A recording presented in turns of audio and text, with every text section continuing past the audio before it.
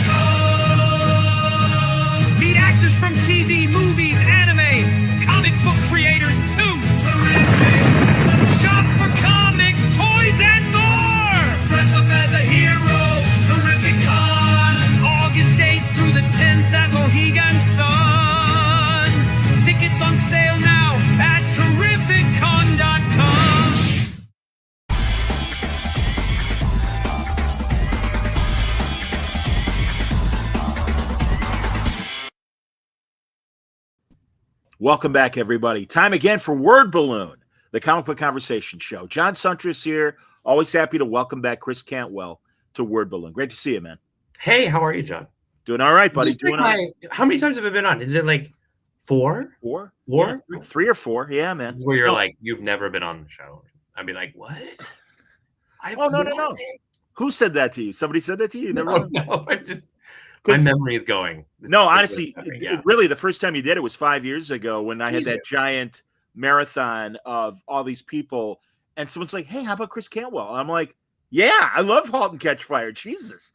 So, I mean, and truly, man, we always have to give it up to you. If you have AMC Plus and you've never watched *Halt and Catch Fire*, you owe it to yourself. It is a fantastic look at really the dawn of the modern computer age.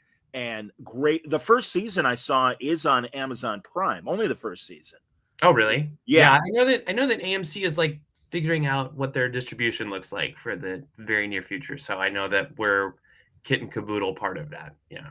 Cool. And hey, we'll talk about maybe some future TV projects later on in the conversation. But first of all, killing it on, and you've been killing it, man, with IDW and your Star Trek books. I love Defiant. And now we're all excited for a brand new book. And the time has been long overdue for a Star Trek Red Shirts comic book series.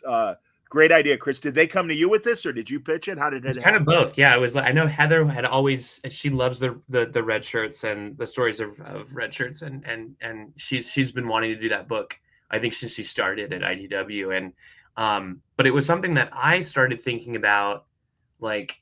God, I think it was in the middle of the strike, and I was basically just hanging around picketing on the lots, and I was just talking to different folks, and comic books are a weird thing. Even during the strike, I had to kind of figure that out, because now all these places are owned or have license deals with said studios that I'm walking around refusing to work for. But it was toxic. Yeah, I was texting with Heather back and forth, because she'd be like, "How's it going out there?" Blah, blah, blah. We started slowly but surely talking about Red Shirts, I think, right after the strike wrapped up. And I was like, it would be really fun. And she's like, I've wanted to do this forever. And, I'm a huge original series fan. That's how I started. And I really wanted to crack into that world. I loved doing Defiant. We just wrapped that up. We just wrapped up Yeah. the whole thing with Jackson and Colin and our amazing group of artists and Heather, the 3-year project that was the Star Trek universe line for IDW. And, nothing, it's funny, nothing's quite over because, I'm gonna do Red Shirts here, and then Jackson and Colin are doing The Last Starship, which is just the most exciting Kirk story I could think of. How do you do another Kirk story, right? So they're doing that, and then there's more to come, but it was weird to kind of wrap up. And so this was a really nice way to, I don't know, keep the fire burning and keep working with Heather and IDW, and Megan Levins is on as the artist and Jody Troutman is our letterer. And it's just absolutely a blast. And what we've gotten to do with Red Shirts is create an entire, new group of characters, right? I mean, because they inherently will die. So, and not all of them, but it'll come close. And so we can't kill off flagship face characters from Star Trek just willy-nilly in Star Trek in comic pages. So I got to create all new folks, and that was really fun. And it shares a lot of DNA with Defiant in terms of the irreverence and the subversiveness of it, but it's also something that pulls from I love Frontline Combat and Two-Fisted Tales and some of that stuff from, Kurtzman back in the day at EC. Sure. And so this is like kind of a war book, and it's fun. And I think people will really love it. And Megan brings a real humanizing lens to it. It's a book I'm really excited about. I can't believe we got to do it. It's awesome. It's great, man. It reminds me of when Peter David came out with New Frontier, and we got and there were some callbacks of older characters coming back, but really Mackenzie Calhoun, the captain, was brand new, mm-hmm. and a bunch of other new things. And also, I just talked to Andy Mangels about his Titan book and some mm-hmm. of the characters he got to create for the Titan novel series and everything. So, no, I'm all for it, and that's the great thing, man. Move it forward. I mean, this is set in the Kirk era. This is TOS. So, but what's fun about that is we even talked about how to do the design of it, because with Strange New Worlds and everything else, it's but for this book, it felt right to just do pure 1966. Yeah. You have some modifications, which is fun. So one of the red shirts is a Beta Z or Betazoid. One is a Bolian. There's some stuff from, TNG and Voyager showing up in there. And we play with continuity. Some of our female characters and female identifying characters wear skirts and have the hairstyles. Megan even tried to do the men's hairstyles from that era, which is great. But then we have some female characters wear pants. We just kind of mix it up, and it feels seamless. But it's definitely every little device has the candy jewel buttons, and we really leaned into that because it helps with the genre and the style of it. Because there's so much death in the book that it's okay, we wanted to lean into, but there's other stuff, that's coming where they're going to really do interesting blends of TOS and Strange New Worlds and how do you do that? And so, but I mean, it's also, I haven't actually talked about this, but John Scalzi obviously wrote that wonderful book, Red Shirts, which is this incredible, metafictional masterpiece that, I mean, I'm not to spoil anything from that book, but the realizations the characters make in that show, which is not Trek, but clearly an homage to and reference of, it's such a genius piece of work that I was oh man, how do I, because we're squarely staying inside the box here. Scalzi actually he's an alum of the school my wife used to teach at. And so he actually just did the graduation commencement speech. But I was how do we do something that is not that, and also not just regurgitation, like you said, look forward, right? How do you take TOS into 2025? And I've had a lot of fun in Defiant and with Jackson and Colin having the dialogue of Star Trek's utopian vision. I think Star Trek is something that is fascinating because it is populated both by people who believe sincerely in this future that they have embraced, and then also those who feel left out of or question the legitimacy of, or find issue with the Federation and Starfleet and all of that, right? It's in, you know, and Jackson even talks about how Star Trek is as much military fiction as it is science fiction. I think that's really interesting. You know, given Roddenberry and the naval experience of some of the people involved in the creation of the original series. Absolutely. It's very much that. So this is that book. And like, you know, Paramount Story Group, those folks, some of them have that military experience as well. And so they're actually able to help me with some of the language and how these red shirt grunts, for lack of a better word, talk to each other. And it's been great. It's been really fun. And obviously, Dee Holier is already thinking along my lines as well. Is Paramount knowing what you're doing and giving your TV background? Absolutely, yes. They've been along every step of the way. Like and that was key to the Star Trek line when Heather started it. And you know, we've talked about this a lot, but that was run like how I thought comics were. Well, how they probably were made when I was younger, right, and reading them. Like, it was us. We would get together frequently in person, and we're breaking stuff together for the crossover events. And it's a 2-year commitment. I mean, when I jumped onto Defiant, it was like, can you do 2 years? And I was like, because you're so used to like, can you do 4 issues and write them next week? You know, and it's like, and then that's it. We're never going to call you again.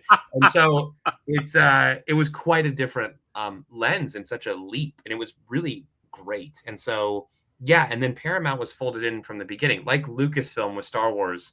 Yeah. There's a story group, right? And they're really making sure that everything lines up, right? Because they want this to be as canonical as the shows and stuff like that. That was the idea, is that this can slot in and work. And so Heather started getting Picard season 3 scripts early. She would never share them with us. She would just tell us like, maybe be careful with Ro, you know, like, or like, and I was actually like, or actually that might work really great for Ro. Like, it was really great. So they're an integral part of the process, and it's been nice to have a rapport with them as we move forward. But really, yeah, you know, Dee is asking, you know, would you have interest in doing a Star Trek TV show? And are they, from that standpoint, are like, hey, it's the Halt and Catch Fire guy. Maybe beyond the comics, we could do business with this guy. You know, it's so funny.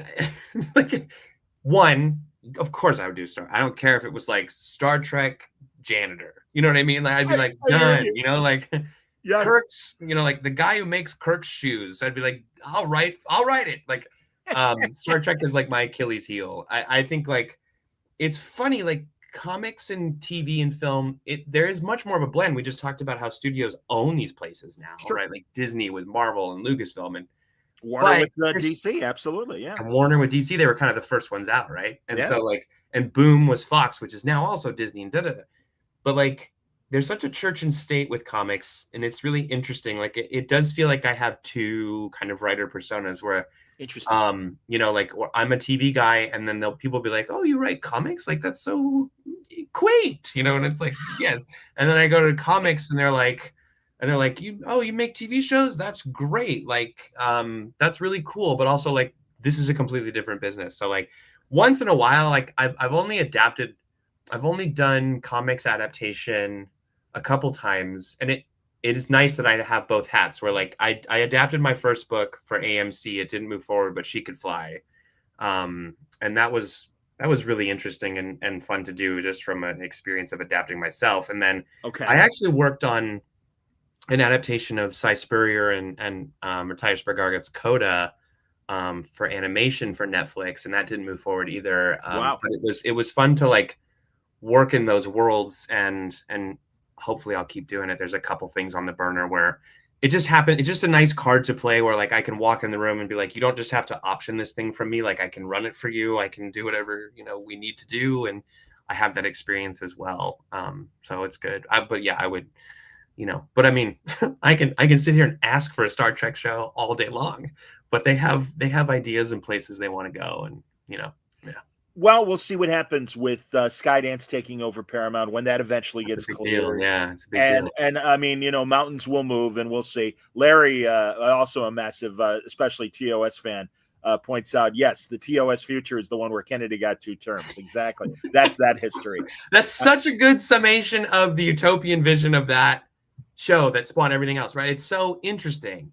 Yeah. And then like what Next Gen and all those things, you know, in Deep Space Nine and Voyager, like those 3 shows are really what we did the mother of all sequels to those with the IDW books. Amazing. And that was the run. But what those shows did is they really kind of kicked up that dialogue and went, but wait a minute, and I think that's what's so, like, you get the Maquis Separatist, which I think is fascinating, right? Which really started to crack into the whole idea of colonization, which is something I'd love to unpack down the road with Star Trek. Indeed.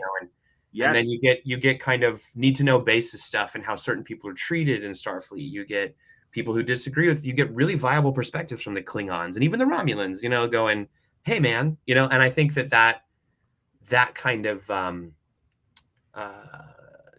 ebb and flow of the narrative has been really nice, and dimensionalizing these things that started as angry hegemonies that we can rail against as super Democrats of the future, right? So it's like, no, it was very white hat, black hat melody. Yeah, that's the major melody of Trek, but like, it's nice to just bring all of that together into it, and look at the Dominion and go, they're scared. That's what they're motivated by. More than anything else, it's fear. And that existential fear, I think, is alive in all of those different cultures as the shows have moved forward, and it's really interesting. The stuff you and Jack and Colin got to play with in your 2-year story was just so great. And Alexander going against Worf and being a Kalis believer and a believer in and the least Klingon guy of all, kind of adopts the warrior code and everything. And it's those shades of gray that perpetuated all your guys' books and even is in red shirts. And that's why it's a very, very exciting thing. It's funny you bring up Alexander. I was actually just talking to Heather about Alexander this morning, because there's a character that I feel like, listen, what those folks did with that show and the idea, just what syndicated television was able to do 20, 30 years ago. Yeah. Is amazing. But like, it's a character that a lot of people argue get the short shrift, or they end up the least favorite of. And where I look at that and I go, well, there's an opportunity there. And like, I also love to be a little bit of a contrarian in some of this stuff. And so you can't kill Alexander, and it's not that we want to. Some people might want to, but in Day of Blood, it was like, let's make this a story about, because Alexander is the main reason that Worf and Sisko have a schism. And there is a Defiant book, right? Where Worf goes, F you, I'm going to go over here and do it my way, because that's my son. And with Alexander and that perspective, we were able to go, no, this story is going to be about how Worf's a shitty dad. And like, he really was. And like, let's have him own that, and let's arc him emotionally. And so by the time we finished Defiant, I mean, before I started to get into the last crossover event, which was Lore War, the final arc of Defiant is like a Yojimbo story of Worf and Alexander and trying to get Alexander's honor back. And we created what was called the Kuv Rite, which is a way a Klingon is able to regain their honor. And it's a father-son story, and it's like a two-hander through the whole thing. And it was really fun to do that and redeem that guy and give him some meat on the bone, right? Where we start in TOS, and like, before you get to like Day of the Dove, the Klingons are just super pissed and they're going to kill you. And by the time we get to later Klingons, they're flesh and blood. And this was a way to make Alexander all the way flesh and blood. And what does it mean to be a man? And some of the best war stories in TNG were, he was the character that unpacked masculinity in the Star Trek universe. And like, that was fascinating to me. And I wanted to see that continued through his relationship with his son, which is, he's really had a schizophrenic identity. So many characters come from two worlds in Trek, but he's like really out on a limb, and it's such disparate cultures that he's got to wrestle with. So it's like, how do you come of age and go, what do this is who I am, right? So he starts by going, I'm going to follow this fascist lunatic and kill people, and now I feel terrible. And part of getting older is having regrets. So it's like, now Alexander has regret. And what does he do? And how much of that does he put on his dad and go, you weren't there for me. I chose this guy. That was a mistake, but you fucked up too. And then Worf going, you're right. And like, seeing a Klingon go, I'm sorry, is incredible. Like, but you can do it, right? Because that's how resilient the world is of Star Trek. It's great. Understood. Carrie says, I really want so much more Q in the Star Trek universe, perhaps a series, TV, or comics of the Q continuum, plotting and testing different races across time and space. And she says it could serve to allow what-if styles of stories as well, if they reset things once they're finished with all those challenges. Yeah, just like Star Wars did with their various alternate, when Dark Horse had the license. and we Sure, got those yeah. Star Wars I mean, stories. listen, Q's one where, I mean, who doesn't? John Delancey, just just one of those like iconic TV performances. Yeah, My kid's favorite part of Star Trek is Q. Like, that's awesome. and we had to stay away from Q. Yeah, that was one third rail for us in both books because of the plans for Q and Picard season 3, right? Sure. And so we could not, and it made sense. But now that's aired and we're done. And so Q is very much like he's on the board, and it's like, what do you do? And the continuum is something we've never gotten to see. And what I also love about Q, bringing him up, is that it allows for non-linearity in story time. And I think that's what's cool about Star Trek is XYZ axis, but then 75 other different axes because it's space time. And then if you just do point A to point B linearity, it's limiting. What Q does is he allows you to just absolutely reconfigure the idea, and it's basically like theoretical physics as a character, right? And mischief. And so it's like both. And so you can really, comics especially, you can move around with him. So I'd love to tackle him down the road somewhere. He's great. That's excellent. And yeah, I am hoping, everyone forgive me because you've heard me say this already. We know Rhys Davies is playing AQ, A Trelane. I hope it's AQ and it's not Trelane in Strange New Worlds, because it's just too obvious. And it's like, no, it's already been established. We've seen other Qs, all those great episodes of Next Gen and Voyager that showed us other Qs. And it's let's get into that. It can be anything. And I think that's why, if you look at what Terry and the group did with Picard season 3, it might feel like a cheat, and I don't want to spoil anything, but like Q has kind of an ultimate end in Picard, but then doesn't. Right. But like that to me is exactly correct, because that's a character and a species that transcends our basic understanding of in and out of existence, right? And I think that, yeah, and those other Qs, it's like that could be Q, that could be some of them are amalgamations. You could really do anything. And if you even read the Wikipedia about Q, it's like when Roddenberry was like in Farpoint, he was like, it's his name, and his name is Q, and it's this, and everybody was like, he's kind of talking about Trelane, isn't he? Like, and it was like, yeah, or like an Apollo, and it's like, yeah, but I think that was Gene understanding, like, that is such a cool piece of the puzzle when you tell a space odyssey story like this, to have a god who is also not the god, right? And is like, it's so limitless and expansive that here's somebody that doesn't have all the answers, even though they have many more. And I think that's cool, where you're going, the final frontier expands even past God, right? I mean, even in Star Trek 5, as flawed as it is, like Shakari, like whoever the fuck that was in the thing going, I'm Yahweh, going, actually, can I just get on your ship and leave? It's like, that's great. It's like, that's the unknown. And with the unknown comes fear. And the fear can be a motivator, whether it's Dominion or the Shakari God or Q. It's really interesting. I'm with you, man. Here, Jonah Hex, and I'm with you, man. He loved the Everything series you did for Dark Horse. Yeah. Great example of script and art working in tandem to create an atmosphere of a Lynchian tale, or a Lycian tale, pardon me. You can disappear into Lycian or Lynchian. I think David it's Lynchian. Lynch? Yeah, like that's right. really, that's a high David Lynch. Thank All you. right, there you go. That's I loved that series. That was one where it was really just, that came out of my mom and I.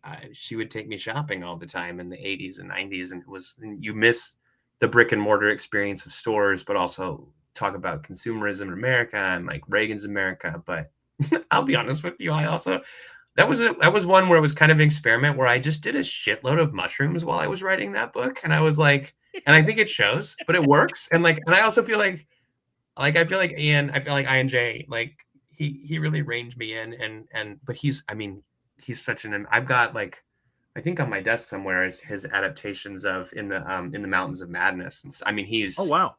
He's incredible. That's a guy he's a one-stop shop type of comic book figure, man. He's amazing to work with. Yeah. That's great. And I got to pick it up, Chris. And shame on me that I didn't read it. And we're going to get into your creator-owned stuff more, because you're really these two new things you got coming out are just outstanding. And you were very kind to give me an advanced look at one. And one is online that people can look at. We'll get into that in a second.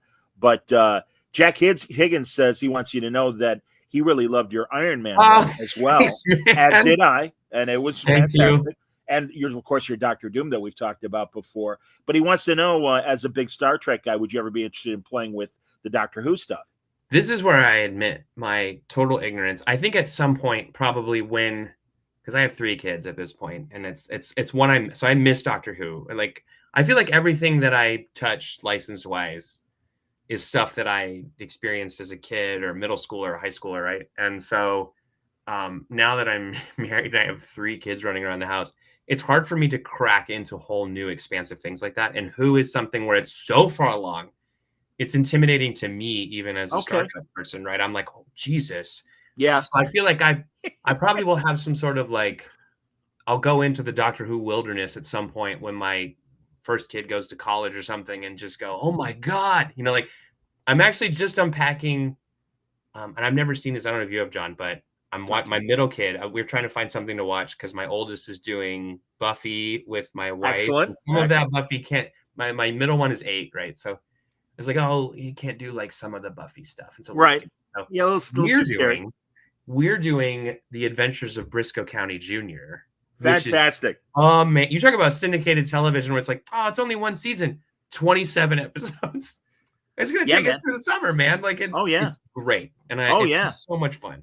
Yeah. Well, and it hit for me. It hit that Wild Wild West steampunk, kind of fun. It was really fun, and like it's early Carlton Cuse, man. I mean, although he's been around forever, but like, and I read about that show, and it's like Fox was like, man, Last Crusade was so good. Do you and Boehm want to do that? And they were like, yes. And of course, you shoot it on like a syndicated budget, but it's Bruce Campbell, and how do you go wrong? I mean, so much fun. No, that's outstanding, man. That's fantastic.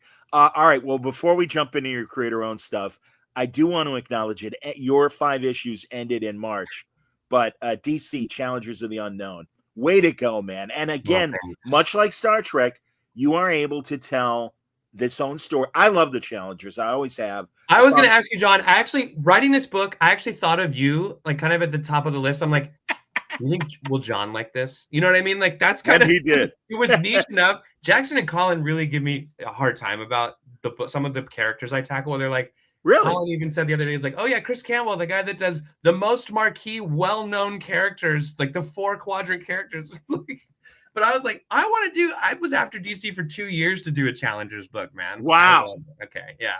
Well, and I liked it. In the big story, and if people haven't read it, and by the way, let's point out that Michael here immediately just jumped in and said, I read the Challengers of the Unknown, and I watched Halt and Catch Fire, loved them both. It seems like Challengers and Cantwell seem very connected to future of DC. Hope you have more gigs lined up. Well, the great thing is it's its own story, yes, but also it really ties into the mystery of what happened to Darkseid in the Earth 1 DC universe. Yeah. Because that was a book where I'll give you the kind of context for that one was interesting. I said, the first time I ever worked for DC, because I'd come out of all the Marvel stuff. I've been such a Marvel kid growing up.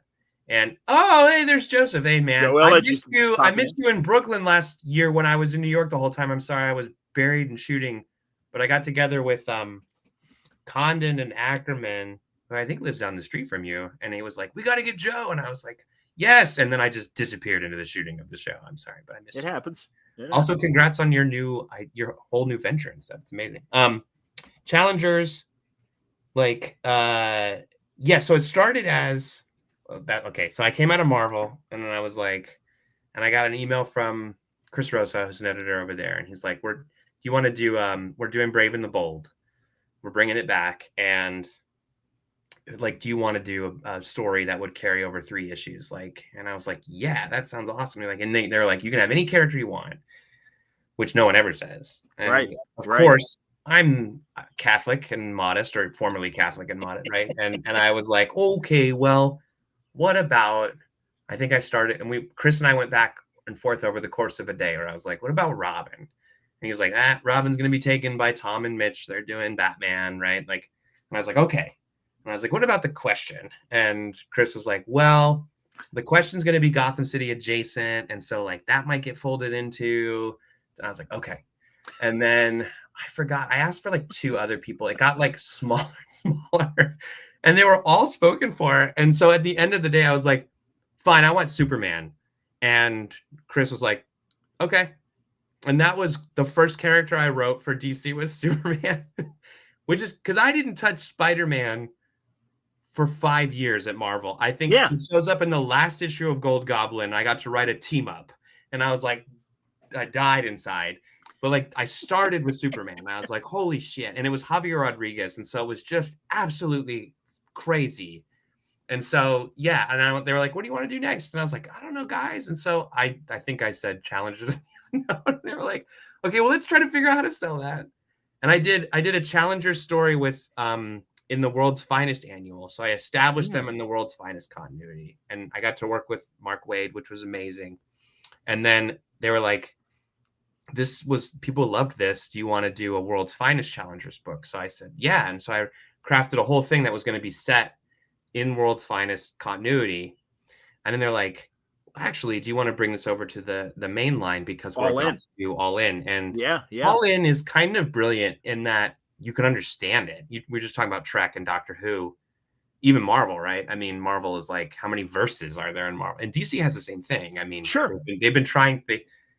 They kind of always go on to the diet of like Crisis of Infinite Earths, like, let's bring it in, guys. And All In, I think, was a really brilliant way to do that. The way like Scott and Josh and Mark pulled that thing together was like you said, it's like Dark Side. It's like, all right, I'm listening, and then it's like, we're going to have this, we're going to have the Prime Universe, we're going to have Absolute, and World's Finest is Prime, but in the past. And it's like, right. Yeah. I got it. And it's like, but I still had to learn all that stuff, and they had to walk me through the continuity and presentation. So most of the 8 months of trying to get the Challengers pitch together was me trying to make sure I understood it, and then make sure the Challenger story was worth the shit. You know what I mean? In the new cool thing. Yes.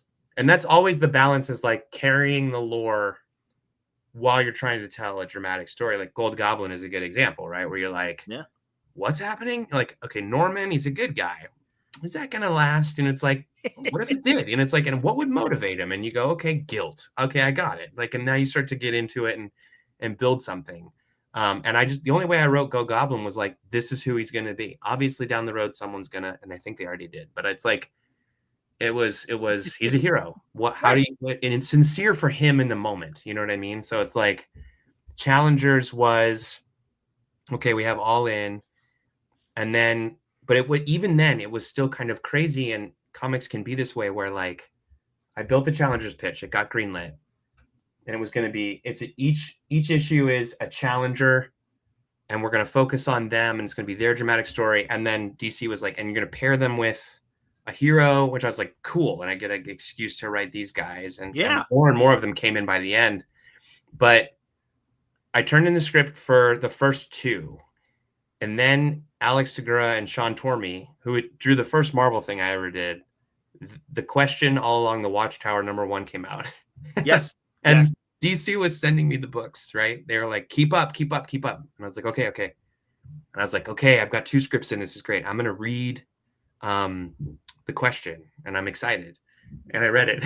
And then for a few pages in, it was like, the Challengers are kind of in the background, and they're working on the Watchtower. And that was always the idea. And I was like, great. And I was like, okay, so I have the 5 main ones. Right. It's cool. There's other ones in the background.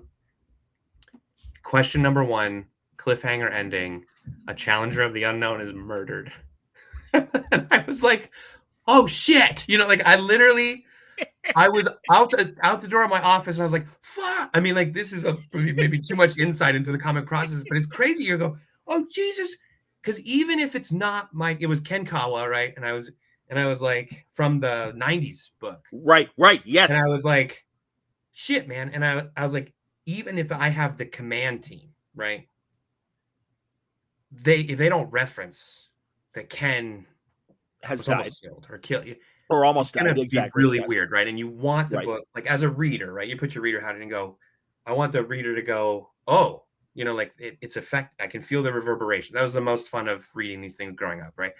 And so I went to my son's flag football practice, and I'm watching my son practice flag football, but I'm like on the phone with Chris Rosa, I'm writing Alex, and I'm going, okay, let's make sure, like, here's the lettering pass of 1 is coming in. We're going to make sure that when the 5 of them get in the room, they're like, where the hell is Ken? I don't know. Like, let's, and we can set that up and seed it and build it. And then we were actually in real time pivoted, and we were like, okay, it's going to be called the Challengers Command Team. That's my 5. And then the operations team is going to be literally any Challenger of the Unknown that's ever existed, and anybody wants to make up, so that anybody in other books can touch Challengers without like messing with your over guys. my apple cart, right? Yeah, I'm hip. Yeah, and so like then when we decided that, we were able to go back in. I immediately did another pass on 2. We touched lettering in 1, and then by the end of 5, like we had Ken's in the book by 4, which is great. And I wasn't planning that, but it was like I was able to like get on the same page as Alex and Sean and got it, like, and it works. But it, you sometimes you gotta see the pants it, Well, the brilliance of and this is what I love about All In. Hey, they're all part of the Justice League in the most like operational way. And I mean, I loved Loeb's Challengers miniseries back in the day, and I like I said, I love those original stories. They were a lot of fun, and it was just it was a dress rehearsal for the Fantastic Four, I believe, and I think a lot of us. Of course, it was, and that's what's kind of cool about it. But what I love about the Challengers is what I love about Patsy Walker as Hellcat, which is, and I think you and I have even talked about this, which is they're heroes because they choose to be. They don't have powers, right? So it's like the Fantastic Four is as heroic, but they don't have any powers. Obviously, they have different levels of skill sets and brilliance and all of this stuff. Sure, but like, sure. That to me was always interesting. Is like and we talked about being motivated by fear, and that's a big part of this book. Yes, they all believe they should have died. Right. Living on borrowed time. One unifying principle, even outside the original 4 guys. I made a story for June. I kind of retconned a little bit June. Yes. It was like, what's her near-death experience? Like at one point I was even thinking about it didn't fit, but I wanted to do Rocky Davis, like interviewing people on camera to be challengers. Oh, interesting. Be the one to do that and kind of do it like the Tom King, Mitch 9 grid, where it's like different people and their near-death experiences and what qualifies and what doesn't, and just hear the resilience and the strength from those experiences, but also the like, I don't think I should be alive. And it's that darker component to the Challengers that was interesting, and that's the thing that Darkseid seized upon in our book. And that was where it created a host and locus for Omega energy, right? Which is the power of death. That even if they are alive, that fear has allowed it to nest inside them, and they're like sleeper agents. Yes. Yeah. Great. Excellent story. Here, another one of your Trek writers, and I'm so glad that people are jumping in on the whole Challengers thing. There's Tim Sheridan, everybody. What a great Challengers. Writing a great Challenger story is one thing, but the big victory is getting DC to make a Challengers book. Difficulty level plus insane. Congrats. Absolutely, man. Better part of a year. Tim, I'm gonna write you on Blue Sky about something about Comic-Con after this. I'm glad you've reached out. Fantastic. Also, Tim's book, Alan Scott. I think I told Tim this, but the Alan Scott book, which is nominated for an Eisner, as it should be. Yes. I wish I had a book like that when I was in middle school and reading this stuff, and a confused only child and, Catholic in Texas and all of that stuff. I think it would have.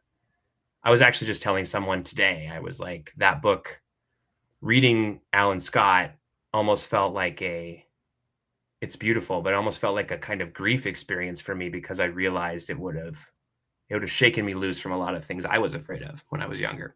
Honestly, man, it just so happens that I'm talking to you and Tim during Pride Month. I mean, I talk to you guys anyway, but it is great. And that Alan Scott book, it just added this depth of tragedy.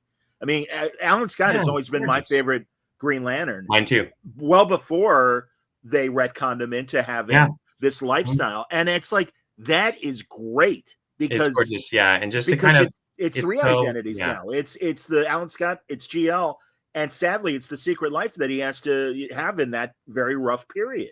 And that's serious tragedy, man. No, that's great. That's when retconning and that kind of work is really, you can just kind of go back and put in another stitch into the quilt, right? And it's like all it does is strengthen the quilt, and it adds legacy to the quilt. And I think it's it's gorgeous. And like, but also what's great about the Alan Scott book is it's it's just a killer, like 100-mile-an-hour heater hero book, right? Where it's just like, I'm just like Red Lantern, Green Lantern are going to kick the shit out of each other, and it's going to be Soviets versus this and submarines, and it's like awesome comic book stuff, Yes, interwoven with a real tragedy and a real amazing love story, and it's yes, it's so good. yeah, and I mean, yeah, that kind of guilt and betrayal on Alan's part that he feels. Yeah. No, it's again just the depths of Alan Scott, and that's why I mean it was great that Tim had the interlude in the Pride, the recent Pride book this month. But yeah, it's like we all want more, and I really hope DC, because sometimes I get it. You want to cater to that younger audience. I hope it's resonating with the younger audience as well, even though it is a story in the past as much as the present. Yeah, I think it's something that can transcend, and especially with like the way that Alan's like showing up and the JSA is coming over now, it's like there's so much room for that. And like there's a story there. I'm sure Tim's already, maybe he's even working on it. I hope. But like, about a guy who, it's like Steve Rogers, right? You wake up and you go, wait, what's the world like now? I have a lot of mixed feelings about this. You know what I mean? Like, yes. Why wasn't it like that back then? Like, and also why does it have to be this way now? And I'm sure as hell going to make sure nothing goes backwards. I mean, that's the best Steve Rogers stuff, right? Well, you're right about that. But even in the JSA, and I love that Lemire is going back and looking at the JSA as much in the previous decades as he is modern day. And who knew? Did Jay know about Alan's past? At the time that it was happening, who was okay with just being, you know what I mean? Like that's where it gets really interesting. You go, yes, exactly, man. I mean, listen, I love Carter Hall and Hawkman, but they've always kind of painted him a little more conservative in his views and stuff. So maybe Carter wasn't cool with it, or found out and was like, I don't know, man. But that's your business, and it can be so many different shades. It doesn't have to be binary. And I know that, like, sometimes fans and readers can be very passionate and love the stuff and go, wait, but it's like it's not an on-off switch. And I think that's what you can really. It's really just dials and amplitudes, and it can be really reflective of now. I think, or then, it's really interesting. People can be products of their time and they're not bad guys. Tim wants a Challegers Alan Scott combo. I'm all for it. The only thing is we'd have to put him in the purple, that was such a funny thing that we did. I love that all the JLA are in the Challengers. I had to call attention to it, right? Because it was funny, DC, and they were on board. They were like, but they Dan Mora. Actually, not in this cover. They just had Dan Mora draw them in Challengers outfits, and it was, of course, and Dan, you get the sketch and you're like, this is incredible, and DC heads were like, great, but then I had to be like, why, like why are you going to put Batman in purple, and it's like, but we got to do it and justify. It's like, okay, they got special suits because of Omega Energy, whatever, but they all had to kind of comment on it and go, I think even Captain Common is like, since when do Green Lanterns wear pink? And it's like, it's actually purple, and you got to go through the whole thing. It's fun. Yeah. And also very toyetic, because goddamn, man, if God bless you guys, if this Challengers thing can keep going. I heard some rumors a while ago, and I was like, please God, but like, because there's, what's funny? There's no Challengers. This is Tim's right. There's no Challengers action figures. No. And I mean, that's the thing. So Challengers action figures. I'm not joking you. I have my Mego bash kit under my desk because I do fun Megos. Like, of course you do. I have a Cyclops, but it's like business cash Cyclops in the Starsky outfit. And it's so good, where it's like just turtleneck Scott. It's kind of hot, and like, but I have a kit bash project in this bag that is to make all 5 Challengers Megos. I've got the paints, I got the clothes, I got the right stuff picked out, I got the dolls, and I would make June and Corinna, because I think Corinna is really fun. That's hilarious. We got to get you, Art Baltazar, and Ibrahim Mustafa all together, because all you guys are fantastic artists and you're totally into Migos. They call them. Yeah, Ibrahim makes such great stuff. Like, I might get to work with him soon, which is cool, which is be brilliant. Which one? Yeah, and my son. So I did this with it's my middle child, Leo. They built. So we did this together. So I did Cyclops Business Cash, and he did Fire. Ooh, help me, John. Which one is the DC one? It's Fire Lord or Firestorm? Which one? Firestorm. Okay, Firestorm. business casual. It's pretty great. He has the tan jacket, the shirt and tie, but he has the flaming head, and my kid painted it. It's actually really good. Oh, Carrie has a serious Migo question. Oh, Do you paint the heads before or yes, after you put them on the body? totally. So you She's paint working them, on one. cure them, and then I usually spray. We're gonna do this. Spray This the is dull great. coat. You spray the dull coat, and you let it dry at least 24 hours, and then you. I don't. People say you gotta like heat up the head. I did this. Look at this. I did an original Kang. Hold Megan. on, zooming in. Good. Wow, hold it. It's pretty Wow, good, that's right? great, man. So it's Iron Man boots, Okay. Iron Man gloves painted, and then this is Planet of the Apes. I think it's Funny. Dr. Zaius, but painted this. Smart. I think it's Iron Man belt. And then I forgot the slacks. It's somebody like Oh, Chris. the slacks are great. It's like Liberace, it's like whoever the fuck they made, right? But I don't believe that you have to heat the head or heat the body to get the head in. I think you can just kind of finagle it, especially the 3D printed ones on eBay are they're a little wobbly, but they make them loose so that you don't have to do that. Okay, I was going to ask if you're using 3D heads. No, Artie Baltazar, one of my best friends, totally has me plugged into the Migo world. And honestly, what they've been able to do with 3D printers and the sculpts, it's like, incredible. hey, do you want a Buster Crab Flash Gordon head? Sure. Here's a Christopher Reeve Superman head. Sure. So this is what I did. Like, and for Challengers, they don't make Challengers heads, but Sure. like I picked some really good heads, and I can't remember like who they are. It's like I'll have to follow up with you, but it's like it's something. Please great. do. Like, Please do. the heads I picked out for the different characters are pretty great because it's like I feel like one of them is like Lindsay Wagner, like. Oh, that's great. Sure. Yeah, it's like something like that. Well, that's Artie showed me that website that, a lot of you Migo builders go to and stuff for bodies and heads and various things. And yeah, I know that he used like, I want to say a Potsy Happy Days head for some character. And it's There's like, so much actual stuff that's legit. And you're like, you just paint it. And it's great. And you use the Warhammer paint. It's so good. The Citadel paint. Are we cool for time? Because I don't want to keep. Okay, good. Because obviously I really want to get into the creator owned stuff. And there's so much to talk about on that. But a few other people, Michael wanted to know what it was like collaborating with Mark Waid. It's amazing. I mean, like it's it was really cool. When they brought him on, and because they had to make sure that the Challenger stuff would fit into the 2024 annual, and then he was just amazingly gracious, and you get the Mark Waid stamp of approval on your Challengers of the Unknown story, and it's like second only to John's, where you're like, okay, it's authentic, like. And then I got to write the World's Finest 2025 annual with Mark, and that was fun, and it involved all the Legion of Doom from the 70s, 80s, right? It was World's Finest Legion of Doom and Gorilla Grodd, and I got to bring in Plastic Man, World's Finest, and like do a little reprise of Plastic Man, and I got to work with Dan McDade, and he's an amazing artist. But like, it's funny, right? Because like over there I have Wade's Flash run and the Impulse run, and then next to it is Dan's book Dega, and it's like just to get to work with those guys and build that. And to write, I mean, it's basically like I wrote a full Superpowers episode, right? That was kind of how I approached it. And it was really great and really fun. I mean, we have so many heroes and so many villains in that issue. And it was just, let's jam it packed. And I know, there are times for like, it's got to be super serious, and people got mad because Cheetah it was a funny thing happens to Cheetah at the end. And it's like, yes, I know. And there are great stories where Cheetah is like a killer and a vicious killer, and it's great. But I think this was the issue where, like, listen, that annual issue was like and this is, I don't know how you feel about this, but like sometimes my kids can't find what they want to read. But my oldest read all of Mark's World's Finest Volume 1 run, right? They love it.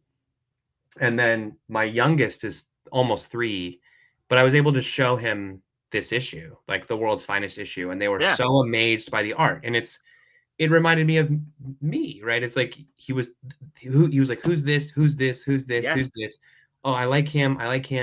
This is my favorite. This is not. And it, like, so much of comics can be that. And like, my youngest loved the issue so much, and the copy I gave him, because I got a box of comps, that they they wouldn't let go of it and had to sleep with it in their bed for like a week. It's like, and it's all beat up and it's like drooled on and shit. And you're like, this is awesome. You know what I mean? Like, it's not going to be, it would come back with a low grade from CGC, but like, it's his, you know, it was so nice to just give that to him and go, listen, this is awesome. And again, there's room for all of that. It's like, Cheetah can be funny in this moment. It's okay. Right. You know, like the Atom can get knocked out once. It's okay. You know, like Ray Palmer can get knocked out. Like it's all right. But it's like, I got to write Dick Grayson as Robin. It's like, this is fun. You know, it's like, we got to have Moon Man get punched. You know, it's just stuff like that, but it's still resonant. And this is what Mark Waid does so well, right? It's like, it's so resonant and human and warm that it really was like, I felt like I was writing to that. I was writing to Mark, and I wanted Mark's approval. You know, I wanted him to like it.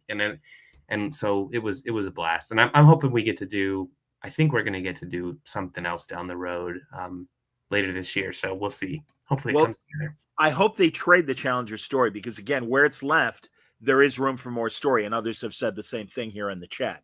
So, yes, and I do. There's plan. I mean, listen, don't hold me to it. And who knows? You know, you get the email. It's like, never mind. But like, I'm hoping that we get to kind of complete Rocky and the other dude. In the next thing I'm doing with Mark. So we'll see. We'll see if it works. That's great. Harvey Dent Hive. Big fan of your Doom work. Yes, just reread your War Scroll story. Do you feel you have anything left to say where Dr. Doom is concerned? I mean, I love Dr. Doom. I mean, so that War Scroll story was the first thing I ever did for Marvel. And that was, I got an email from Will Moss, and I was just doing books with Dark Horse. I was doing stuff with Karen Berger, and I did a mask run. And Will wrote, and he was like, we're doing War Scrolls. It's about everybody else during War of the Realms. And like, what are they up to? You want to do a 10-page story?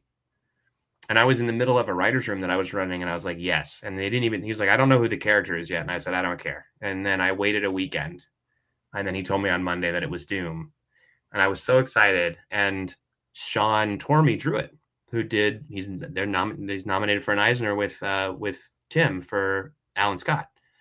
And I read everything. I mean, I went back and read everything that I could about Doom all the way. I mean, you know, first appearance, Fantastic Four, 4 or 5? 4, I think, yeah. And all the way through like Triumph and Torment and Ed Brubaker, Books of Doom, right? I mean, the craziest thing was the nation building issue where the Fantastic Four is in the 70s or 80s, where they reinstall Doom as dictator. It's like, they're basically like the CIA, right? They're like, it's better with this guy. All of that for 10 pages. And I, you know, that series was great. Marvel really let me do whatever I wanted, you know, asterisk. And it was in continuity, and I got to work with Tom Brevoort, and I would go back to Doom. It's funny, like, you know, Ryan North has done so much fun stuff with him right now. And and you know, he did the Shax issues for Trek, and he's been nominated for an Eisner too with Warp Your Own Way and the Lower Deck stuff. But I would go back. I think it was funny. I'll tell you, I had a pitch for a second arc for Doom that I didn't get to because we kind of just parked it at 10, and we were like, this is it. You know, I think we kind of Carrie Strug stuck the landing there. But like, I had my second idea for a Doom arc was that he finds out he's dying. He wasn't going to actually die. He was going to be like afraid he had some illness that was going to kill him. And he was going to be like weakened for a moment and out of commission. And then he was going to commission, by taking him hostage, a world famous classical composer. And he was going to keep this guy hostage in Latveria and make him write a sweeping opera of his entire life. That was my idea for it, and it was going to be this guy and Doom, kind of like Amadeusing, right? Like his life and arguing over Doom's legacy, and like Doom was going to be in like the sickly nightgown, you know, like, but with the mask, and like, no, it's like this, you know, like, and they were going to go through everything he's been through and reckon with his legacy, and it was going to force Doom to look at his life and go, am I a piece of shit, or is this awesome? You know, or is it both? And like, and the composer being like looking to escape and like trying to get word out to heroes and trying to figure out, but then also kind of being lulled into the thrall of doom and going, this is a great man, right? Like, this is a Wow. great man. I owe it to him to tell his story, right? And To do my best. that was Sure. gonna be the second arc of Doom. Oh, Chris, that sounds amazing. I hope you get to That'd be do that. great. It'd be so Jesus. much fun. Yeah, And Stoops is laughing, so there we go. it. Good. Yeah. It And was gonna be like, yeah. Joe is right. He said pairing up Kang with Doom was the comic book we never knew that we were denied. Oh yeah, I love that. Was right before, before Kang kind of got MCU'd, right? So he was still on the board, and we got to do it was called Road to Latveria, right? And that was an homage to like the Bob Hope Bing Crosby movies, like Road to Morocco, and it was Road to Latveria, and it was just a road trip with the two of them, and it was so much fun. Chris, you make me so happy, man. Because truly, there's old shit that I love that it's all buried in there. It's just how I amuse myself. Yeah. So many of my friends are like, dude, like nobody younger than you gives a shit about stuff like that, and I'm like, Chris Cantwell does. So that's I'm an old soul. What can I say? Well, that's Chris. I was born in December of '64, so technically, I'm literally in the last month of baby boomers. I feel too young to be a baby boomer, but too old to be a Gen Xer. So this is me. You just described me. So I'm born November 81. So I feel too young to be a Gen Xer and too old to be a millennial, right? So I feel like definitely right on the cusp. So we're cusp. There you go, man. Yeah. Exactly. Yeah. So I hear you. Oh, and Mike Jones says, I need that story. Yeah, man. No, it sounds amazing. Just write. I'm going to give out Tom Brevoort's email address. Yeah, let's all write some money. He's like, please don't do that ever again. Yeah. All right. Do we have enough time to talk about Maroon and Alcatraz? Yeah. Okay, but because truly, I was told maybe you'd only have like an hour or so. No. It's Friday afternoon. Beautiful day in LA. I'll go outside. I'm going to cook dinner later tonight, so it's all good. All right, good deal. Listen, you and Tyler Crook on Out of Alcatraz. Holy shit. This is amazing, everybody. I can't recommend this enough. Who is it? Who's publishing it, and when does it come out? So it's Oni Press. It's already out. So it's oh wow. Yeah, so issue 4 came out Wednesday, and it's 5. And number 1 is double-sized. And this is one we were talking about adaptation and self-adaptation earlier. This is the only time I've gone in reverse. So in 2019, I wrote a pilot about the escape from Alcatraz, but the idea was always, I love the Clint Eastwood movie, as I'm sure you do. Yep. But I was like, and then what? Right? That's the real naughty KNOTTY question, right? Is what do you do? Like, and for something to go so open for so many decades, right? And I've done a series about, Oswald and JFK. Those kind of open-ended questions always percolate in my mind. Yep. But really just it really became a story about if you escape, how do you stay free? How do you get free? How do you get free in America, right? And so I wrote this pilot. It was really kind of something for a limited series. That's a difficult sell. And I took it out once. I really kind of spitefully wrote it to see if I still could, because I think that was when my follow-up to Halt and Catch Fire with Chris Rogers didn't move forward at AMC. And I was like, man, you kind of got to check in with yourself every once in a while and go, do I still like doing this? And you write this and you go, yeah, this is awesome. And then it just sat on my hard drive. And then I was at Comic-Con in 2023. Strike was, I think, going on. We were right in the middle of it. Came out with my middle kid, Leo. And I met with Oni. I met with Hunter and Sierra and Bess Polaris. And they're like, we would love to do something. And I said, man, I've got this pilot. And it's a story that's just like stuck in my craw. And I don't know. And it's weird, when you ask someone, especially in comics, to like read a 60-page screenplay, but they went off and did it.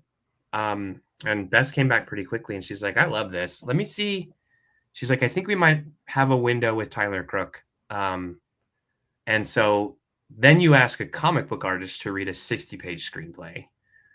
And that's a big ask. And Tyler did. And he was like, this is cool. And we got on and we started talking about it. And man, he's one of the best I've ever worked with in anything. And I've worked with some great folks, and he's the best. I hesitate to even use reductive cinema language with comic book stuff. Hey, there's Bess. Thank you for checking Yeah. in, Bess, indeed. And she said she was excited to read it for the audio audience. And Yes. it's an amazing story. Keep going. Yeah, and so Tyler, I mean, I would say he's just one of the best cameras, or I would say one of the best eyes I have ever worked with in visual media, right? Like, I mean, and I also will say this, like, in a time where generative AI and all this stuff and digitalization of everything, is kind of sucking the soul out of life itself and art for some fucked up reason. Yeah.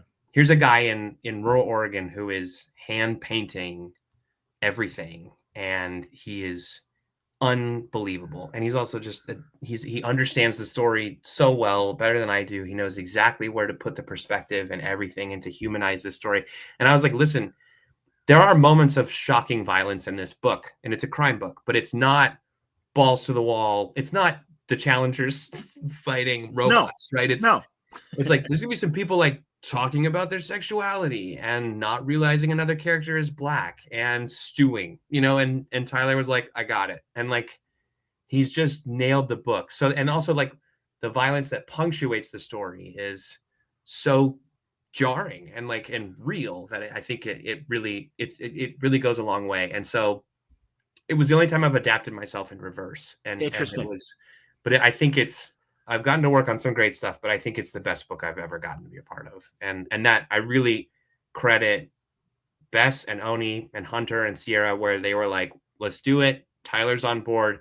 Here's the lead time, right? Like we talked about, like, can you do 4 issues in next week? It was not that way. It was like, Oni's like, we're going to carry this on the books and we're going to let Tyler do his thing and let you do your thing. And wow. And double size #1, just to really sink your teeth into and guide the process so well. The process at Oni has been incredible. And then just to work with Tyler. And what was fun was when the book came out in March, #1, Oni sent us up to San Francisco Bay, which was fun. And we did we did a marathon of signings at 3 stores in the area. We tried to get on the island, but they're refurbishing it. Okay. Well, yeah, because Trump wants to make it. He wants to open it up. That happened right when I got home. It was like, it was actually, yeah, it was very funny. But anyway, so I got to hang with Tyler for the weekend and just jam with him and hang out in the stores, and it was fun. And it was great, man. I mean, just to be a part of something that feels so handcrafted and from the heart on his end. And, me, I mean, we were just talking about Tim's Alan Scott book. Like, this is a big, writing for me isn't necessarily therapy. If it is, it's secondary to the goal, which is to entertain or to engage or connect. Sure. With whoever picks it up. Even if it's just like Briscoe County Jr., where it's like, for 45 minutes, I don't have to think about Trump. I'm going to watch Bruce Campbell punch some people. But like, Alcatraz, there's a relationship in the book between the federal marshal and the FBI agent, and they're closeted. And it was another way to explore the themes of what does it mean to be free in America, right? And one of the characters is passing black, but those 2 guys, I mean, I was able to really unpack some serious shit that's been stewing inside me since I was very young and very too afraid to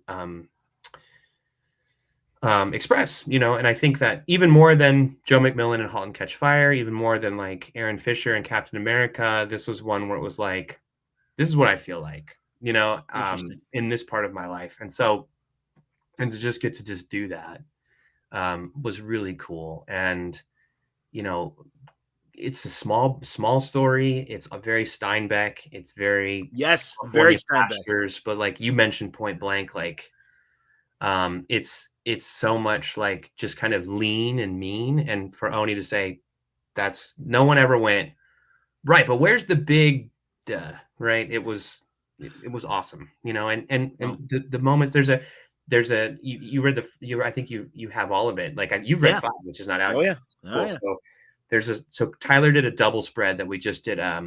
He just posted a time-lapse video of the double spread, how he did that double spread in one.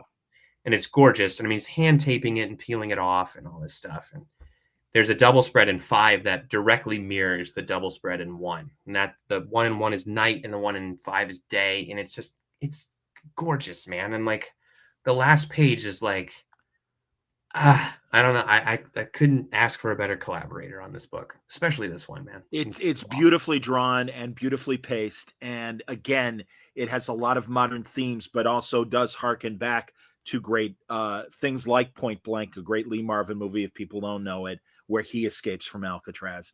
But really, these are men on the run, people pursuing them. Again, people with hidden lives that they have to hide because of the situation in the 60s and everything. No, It's a this is great way to tuck stuff like that in, right? Like Tim did yes, this with Alan Scott. Like, yes, we got to do it in Star Trek a lot. Like Jack and Colin are like, they're perfect at this. I mean, like you read Year 5, which I picked up before I knew those guys. It's on my back shelf there too. And it's like, you come for, oh, what was the last mission on the Enterprise? And you stay for Sulo's pansexual experience that Paramount said, yeah, like you stay for the Tholian child. Like, I mean, you go, fuck, man, this is 60 years old, and I am feeling like I'm seeing this in my life now today. And that's the magic trick of this stuff in comics and TV and film and licensed work, right? I mean, you look at Andor and you go, holy shit, man. I mean, that it's the boldest statement about today, and it's Star Wars. It's so wild and so cool when people get to do that. And I know some people don't dig it, and I know sometimes stuff maybe feels like it gets pushed too far, but it's amazingly pliable and resilient. Some of this stuff, it's why it sticks around with us. It's why, I mean, whether it's Spider-Man having an origin that's perfect in 11 pages and crystallized for the rest of his life, and he becomes the most important pop culture character about grief, maybe tied with Batman, right? But like, talk about two different ways to approach grief in those two different guys, right? yes. Or you do Patsy Walker, whose origin is told piecemeal and retconned and redone over 75 years in different issues, like that were never her own book, right? It's Patsy Walker and Patsy and Hetty and Millie, the college girl, and the Defenders and J.M. DeMatteis and Hellstorm and all these books, where they're all products of their eras, and you can still look at it and go, here's who this person is. It's so cool. And that's why I can't, there was a guy up north who really helped me. He owns Comic Experience in San Francisco, but we had dinner, him and me and Tyler, and he was like, why would you ever write licensed stuff? Like, what draws you to it? Or like, and he was almost like challenging me, right? Because he's like, they own it, like you don't own it. And it was really informative and edifying, but it's where you go, well, I have something to say, and this is ready made. You know what I mean? And I can go, I can take this off the shelf, and I can go, Challengers this, that, but actually, aren't we all afraid of dying?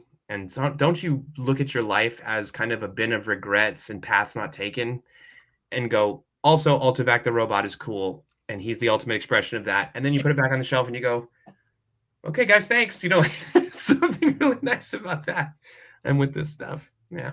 No, I get it, man. And again, that's why you are so comfortable working with the licensed characters, having something new to say. By the way, it never occurred to me that with all the different team-ups of DC and Marvel characters, the real conversation, I don't know if Batman would allow himself to have it with Peter, but Bruce and Peter should really have a conversation about grief. They have such a similar origin story. I mean, and I would say that it's like, if anybody deserves to have more, and it's weird, right? Batman, I would always talk about like Batman is anger and grief, right? And this was taken from me. Peter is guilt and grief because he was like, I did this. Yeah. So I have to save everybody else for the rest of my life because there's one person I couldn't save that I should have, right? And Bruce is like, this was stolen, right? And so there's this fury.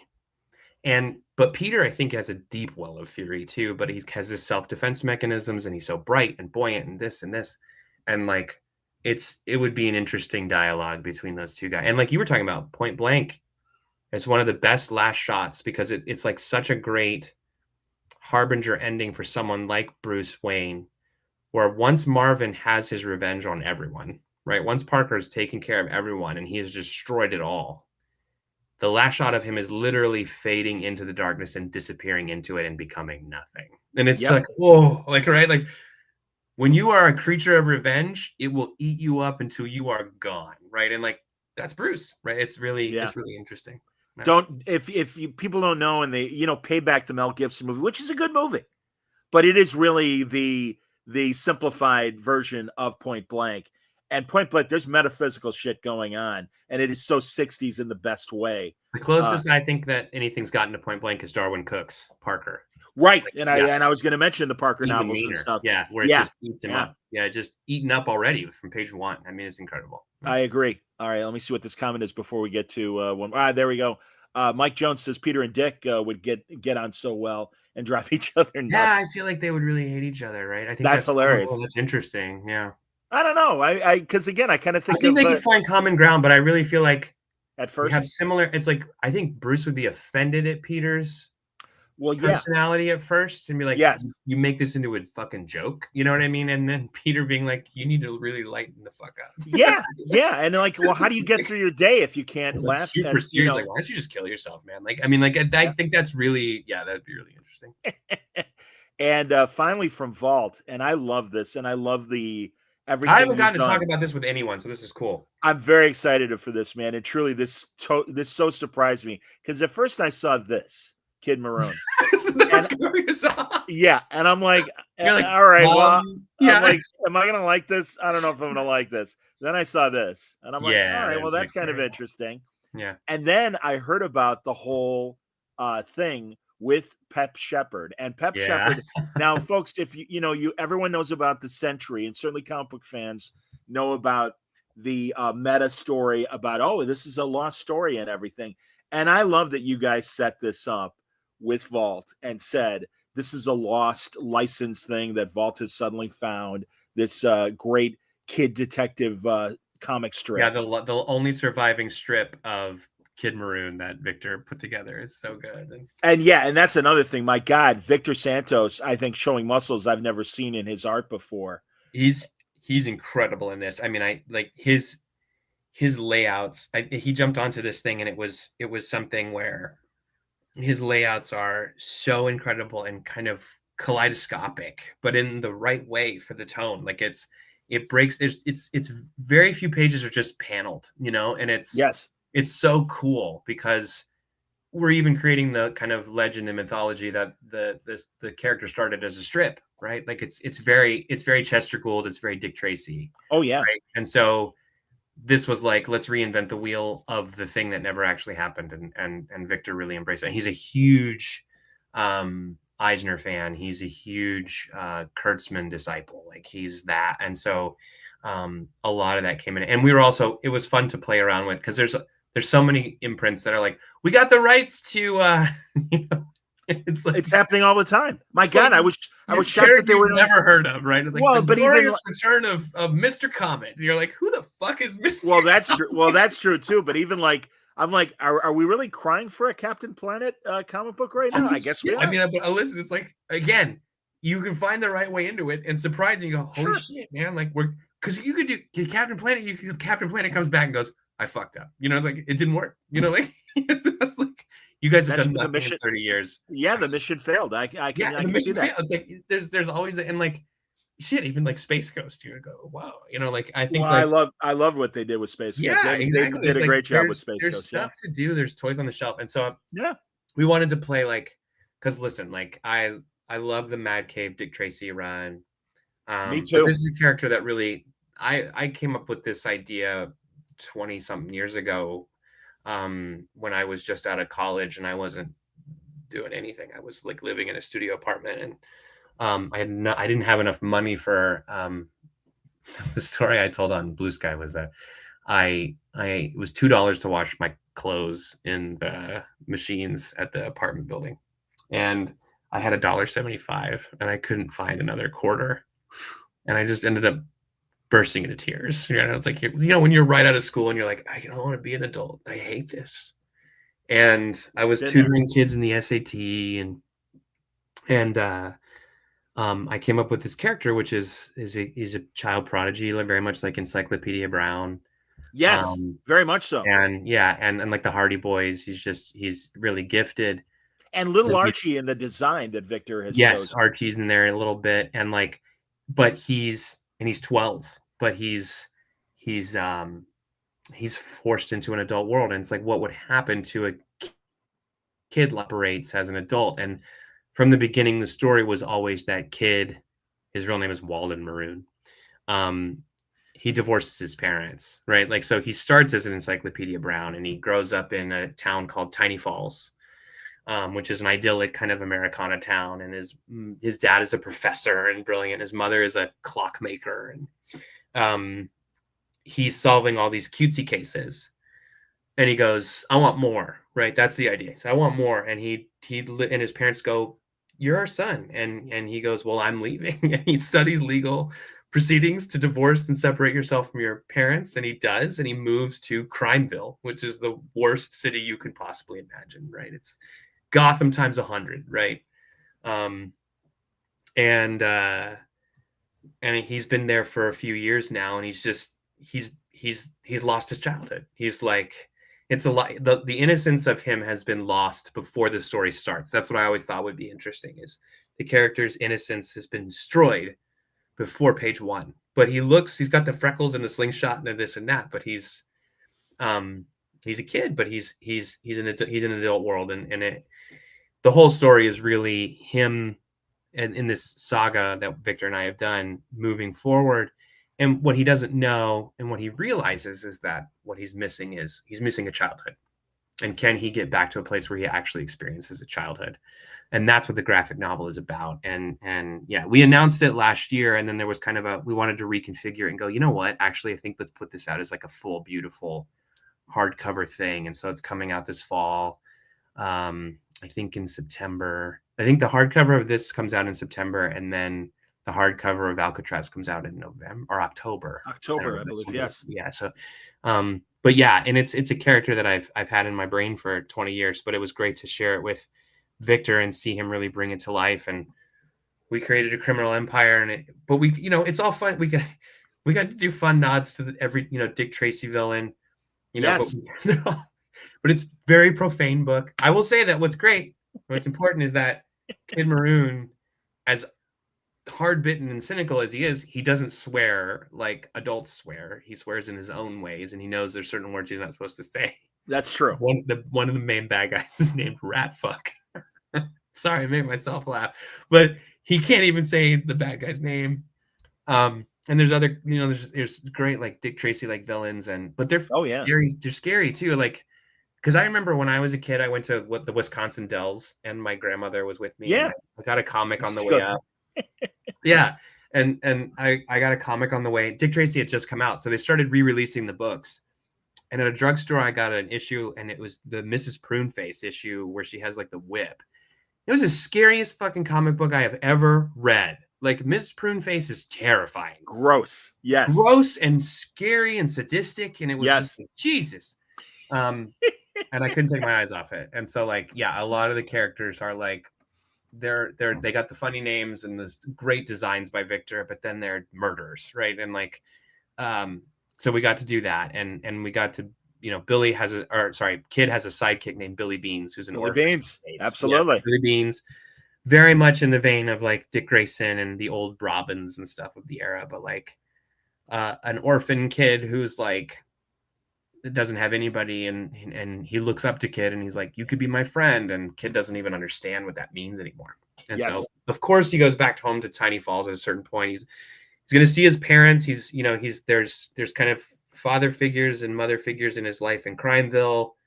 It's very much a book about, not to get grad student about it, but it's a book about how there's good and bad, but there's really a ruling class and there's a servant class.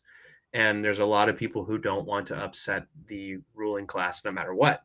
And I think that's very much at the heart of the book. And it's just about, getting back to a place where you feel good about yourself and you feel okay and you feel happy and you feel connected to other people, if that's possible for certain folks. Well, I'm already seeing comments that people are intrigued by the concept. And remind me, what's the URL for what website can they read the first 44 pages of? Oh, it's on Adventures in Poor Taste. It's on AIPT. They got an exclusive on it. I'll repost it here, but like it's like Kid Maroon. Here we go. I'll put it in the little chat thing. But okay, buddy. Yeah, I'll post it. I'll absolutely there we post it go. when you put it in the Can I private do chat. that? Am I allowed to chat things? Oh, look, I just In private chat. There you go. Yeah, and I'll copy it, and we will put the this first on screen. 44 was great because originally conceived as like it was originally conceived as 4 44-page issues, which is really 8 issues. And so, but now it's this really good meaty book, and we're going to do some back matter and additional stuff because the additional layer of it is that it's created by a comic artist who disappeared named Pep Shepard in 1947. Yes. And there's a whole backstory we created for Pep. And that's, to me, very resonant for today because, I mean, you know, talk about people getting the shit end of the stick. I feel like comic book creators are right at the top when it comes to that, even now. And I mean, you look at what's happening with Diamond selling the stock they have and the inventory, the consignment stuff, and you look at some of these places that have just gone, you know, belly up and stuff is stuck in legal proceedings and people are still owed money and, you know, you're threatening legal action to get paid and all this stuff. And it's like, and I've even been privy to some of this stuff and it's bullshit. So we created kind of a guy that is that, but it's also a character that I was like, you know, you write stuff and you make stuff and you worry that no one gives a shit. And then you just disappear like Lee Marvin into the darkness. And I think that the Pep Shepard is like the ultimate version of that, you know? And so I was reading Art Spiegelman's book about Jack Cole, which is so fantastic. And it's an artistic artifact itself, the book. It's gorgeous. But Art Spiegelman talks about termite art or something like that, where it's where the consumer and the manufacturer plow through it forward without even, and they just leave sawdust in the back, right? Because they don't care. They just want to move forward. And it takes someone going back and remembering the sawdust and trying to reconstruct it and go, there was actually something quite special in this. And I think like comic book creators are very much folks who have experienced that in their legacies that are deferred for a long time before someone goes. I mean, look, Wally Wood, that apartment building is still over in Van Nuys. And like Jackie Robinson's birthplace is marked with a stone as it should be. It's gorgeous. But like where Wally died, somebody's living in that place right now. They don't know. And it's like, that's, if you fucking die in obscurity and it takes 4 decades for people to go, wait a minute. It's like John Carpenter. Like John Carpenter did an interview last year where someone was like, how do you feel about The Thing now being regarded as a cinematic masterpiece? And he was like, it doesn't do me any good. Like, he's like, nobody saw it when it came out because y'all wanted to go see E.T. twice. He was like, I don't give a shit. You know, and it's interesting to kind of have that angle on the creation of the book too. Yeah, and also the vibe of the book, everybody, is a Philip Marlowe kind of, or Sam Spade kind of narration coming from this 12-year-old. And there are some really heartbreaking moments between the dynamic of him and his family and Billy Beans. And really, like, there's this great moment where, you know, he's like, hey, you can stay with me. And Billy Bean's like, oh, like a sleepover. And it does. Because he's still a kid. Yeah, like right. Billy's still a kid. And Kid has no idea what he's talking about. Kid has to remember. And it's a story you could only do in comics, right? Like you can't shoot this because then people would want to turn it into the PG-13, whatever. Yeah. Someone commented that, oh, it'd be great to see Robert Zemeckis, or Mike Jones said it. Yeah, he goes, this sounds great. Robert Zemeckis should make the movie. Yeah, maybe. I mean, it's like, but again, you know that the studio would go, well, you know, but we're going to want 12-year-olds to come into this. And it's like, yes, and I think what's nice about comics is you can be unbridled with it.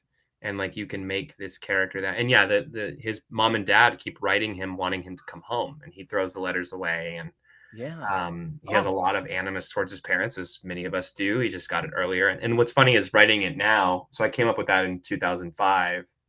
And like, now I have a 12-year-old, and like, you know, there are days where you know, he turns around and looks at me and is like, you know, that's it, old man, I'm done. You can just feel it on him, you know? Yeah, that's adolescence. And you go, shit, what am I doing? You know, like, I'm pushing this kid away even as I'm trying to control him. And, you know, like, it's funny when you start seeing, you know, you grow up, you read comics and you see yourself in characters. And then it's funny when you grow up and you start seeing your kids in characters. Like, I start seeing, you know, like Kid Maroon, I start seeing my son in characters like Bart Allen, you know, like Impulse, you know, where it's like, this kid clearly has ADHD, you know, as mine does.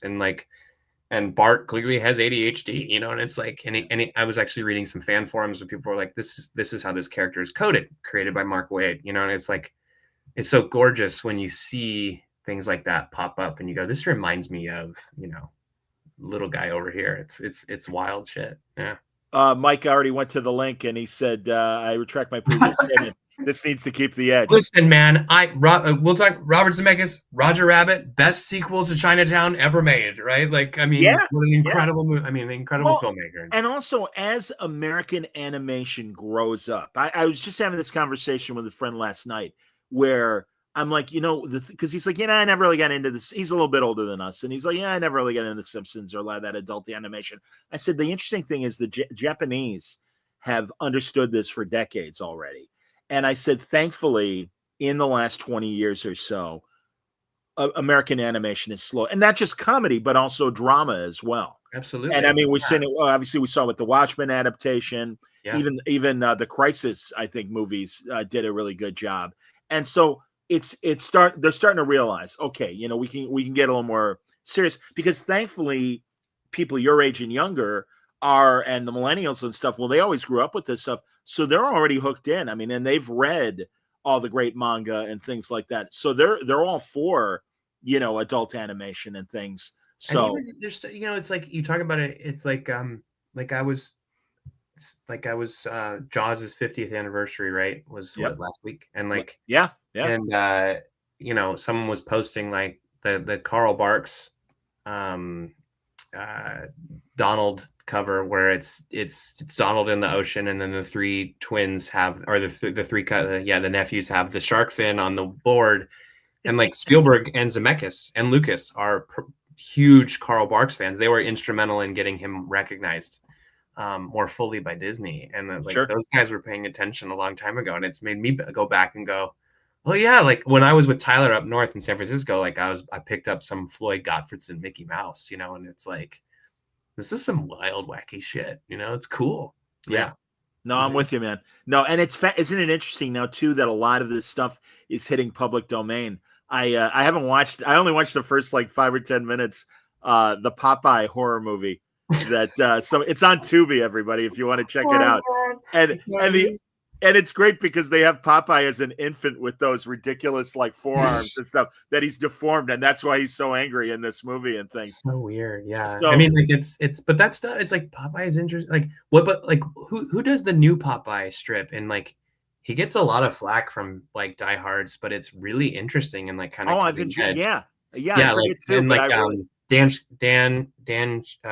I don't know how to pronounce his last name. Shikati. Like Yeah. Really interesting stuff. Yeah. I mean, you can see I've got the Oswald Lucky Rabbit up there. Like that's fantastic. That's my favorite media story, that they basically trade Al Michaels was doing Michaels for Oswald. For Oswald the Rabbit, because Al Michaels was doing Monday Night Football and Sunday Night Football. And it was going to switch from ABC to NBC. Mm-hmm. And of course, ABC is Disney, NBC is Universal. Like, so ABC's like, hey, we got everything Disney except for Walt's first creation, Oswald. We want Oswald. Mm-hmm. And Universal's like, yeah, all right. They're like, sure. And it's great. And there's one Oswald's. There's only one place in Disneyland where you can get Oswald the Rabbit merchandise. He has his own store, and it's the Oswald gas station in California Adventure. The only place, and I love it, you can't get any Mickey shit in there. It's clearly just like, and Oswald is only there. So Mickey has relegated him to the one place it's like that rivalry is so great. I thought that game, what was that game? Yeah, I was thinking the same thing. Disney Universe or Immortal or whatever. What would you say? It was like Forgotten. What was it? It's like Forgotten Kingdom, or it was like that. And it was Mickey. Yeah. Mickey goes into Oswald's like tragic nightmare. That was a cool thing, Yes. And that relationship should be explored more. No, I agree. There's an opportunity. You're born in 1964 and I'm in 1981. I'm like, someone should really unpack Mickey and Oswald's sibling rivalry relationship more, This is why I like talking to you, Chris. Absolutely, man. All right, to wrap up, what's happening with TV, man? And what can you tell us? So I show ran The Terror season 3, which airs next year on AMC. Okay. We shot it in New York last year. It's called The Terror, Devil in Silver. It's based on the novel Devil in Silver by Victor LaValle. Okay. Victor wrote The Changeling. He's also had a great run on Sabretooth. He did Eve, Children of the Flower Moon for Boom. He's going to be doing some other cool stuff from comics coming up, but he's He's an amazing horror author, very preeminent in the field. He's a professor at Columbia, but he was the creator on the show, so he was an EP as well and ran this with me. And we shot it in New York, where Victor's from. It's a very personal story to him, but it's great. It's about a mover in Queens, New York, played by Dan Stevens from Legion and Downton Abbey and a bunch of other stuff. And he gets into a fight with his girlfriend's ex-husband in front of the kid, and it gets nasty. And then he's grabbed by 3 plainclothes cops on the street in the middle of the fight. He doesn't realize they're cops. He swings on the cops, which is a bad thing to do. Get you in some serious trouble. So they take him, and it's rather than try to get paid for overtime, they dump him on a 72-hour hold in a mental ward in Queens called New Height Hospital behavioral unit.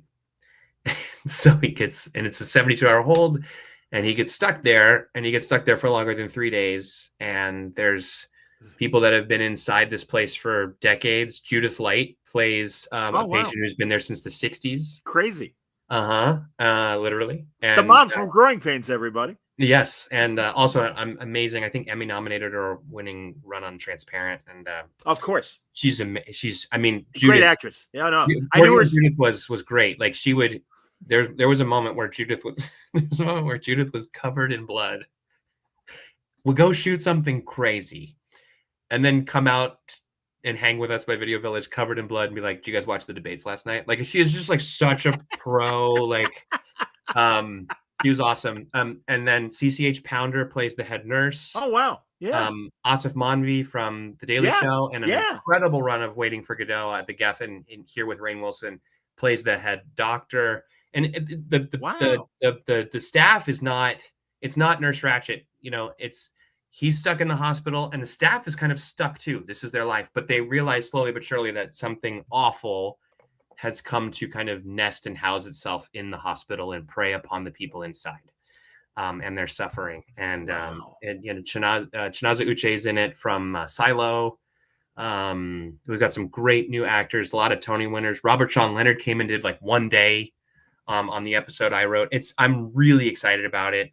It was a labor of love last year in New York. We shot it at an abandoned Staten Island prison, which was crazy. We rebuilt the hospital inside and shot all over Brooklyn and stuff. And it's a really special show. And it's a 6-episode season of The Terror, and it'll come out next year. And really excited about it. Yeah. That sounds amazing, man. No, you know, it's Judith Light. Her older sister was an Olympian, Donna De Verona, a swimmer. Oh, interesting. And I worked with her at the Sporting News Radio Network in the early 2000s. Oh, that's cool. And yeah, it was crazy. No, and I'm like, oh my God, that's amazing that you're Judith's sister, and she's we got some great folks. Stephen Root's in it. He plays one of the doctors. I was actually starstruck. I'm not starstruck often because of my job. You got to like do this all the time, but sure. Like Stephen came to the table read, and I was like, I think I said, "We're just so happy you're here," twice in a row to him, you know, because I was just like, oh God. I mean, from News Radio to Barry to Oh Brother Art, everything. I mean, even him in Star Trek when he's the Klingon commander of the Spock episode Unification. Oh yeah. My God. Yeah. He's just great actor. But yeah, just him doing ADR screams in a booth was, I mean, just that alone, that experience is like, this is awesome, you know? So incredible. Great group.